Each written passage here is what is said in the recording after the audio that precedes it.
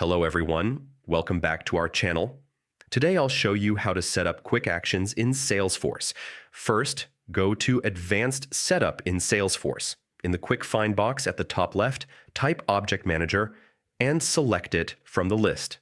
Next, choose the object for which you want to create a quick action, such as Account, Contact, or Lead.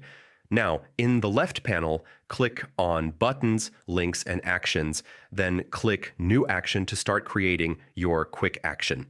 Select the action type depending on what you want the action to do, such as create a record, update a record, or open a flow. If creating a record, choose the target object like Note, Case, or Task. Enter a user-friendly label for the Action button.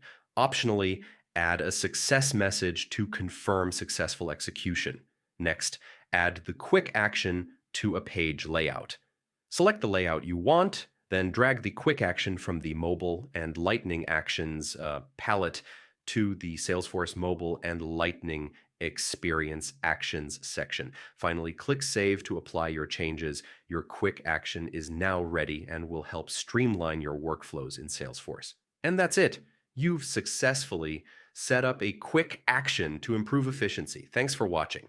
Don't forget to subscribe to our channel, and I'll see you in the next video.